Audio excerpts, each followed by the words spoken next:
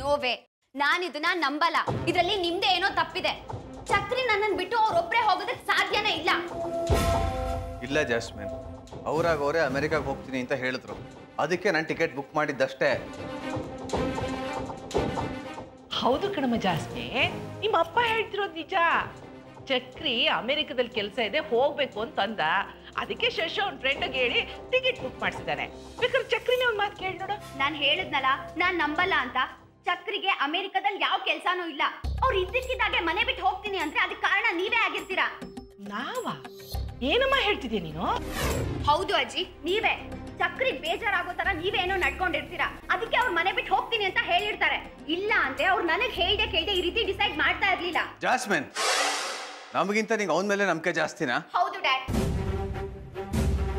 ಯಾಕಂದ್ರೆ ನಿಮ್ಮೇಲೆ ನಂಬಿಕೆ ಹುಡ್ಸೋ ಹಾಗೆ ಮಾಡಿದ್ದೆ ಚಕ್ರಿ. ನನ್ಗೆ ನನ್ನ ತಂದೆ ಪ್ರೀತಿನ ಪಡೆಯೋ ಹಾಗೆ ಮಾಡಿದ್ದೆ ಚಕ್ರಿ. ನೋಡಿ ಡ್ಯಾಡ್, ಚಕ್ರಿ ಏನಾದ್ರೂ ಈ ಮನೆ ಬಿಟ್ಟು ಹೋದ್ರೆ ನಾನು ಈ ಮನೇಲಿ ಇರಲ್ಲ. ನಾನು ಅವ್ರ ಜೊತೆನೆ ಹೋಗ್ತೀನಿ ಅಷ್ಟೇ. ಜಾಸ್ಮಿನ್, ನನ್ನ ಮಾತು ಕೇಳು. ಅವ್ರಿಗೆ ಅಲ್ಲಿ ಏನು ಕೆಲಸ ಇದೆಯೋ ಯಾರಿಗೂ ಗೊತ್ತು. ಅವ್ರು ಹೋಗಿ ಬರ್ತಿದ್ರೆ ಹೋಗಿ ಬರ್ಲಿ ಬಿಡು. ಜಾಸ್ ಅಮೆರಿಕಾದಲ್ಲಿ ಹೋಗೋದಕ್ಕೆ ನಮ್ಗೇನು ಕಾರಣ ಇಲ್ಲ. ಬಟ್ ಚಕ್ರಿ ಪ್ಲೀಸ್, ನಾನು ಹೇಳಿದ್ನಲ್ಲ, ನೀವೆಲ್ಲೂ ಹೋಗೋ ಹಾಗಿಲ್ಲ. ಇನ್ ಕೇಸ್ ನೀವೇನಾದ್ರೂ ಹೋಗೋ ಆದ್ರೆ ನನ್ನನ್ನು ನಿಮ್ ಜೊತೆ ಕರ್ಕೊಂಡು ಹೋಗಿ ಅಷ್ಟೇ. ಅಲ್ಲ ಜಾಸ್, ನಾನು ನಿನ್ನ ಕರ್ಕೊಂಡು ಹೋಗೋದಕ್ಕೆ ಆಗಲ್ಲ. ನಾನು ಹೇಳಿದ್ನಲ್ಲ, ನೀವೆಲ್ಲೂ ಹೋಗೋ ಹಾಗಿಲ್ಲ ಅಂತ.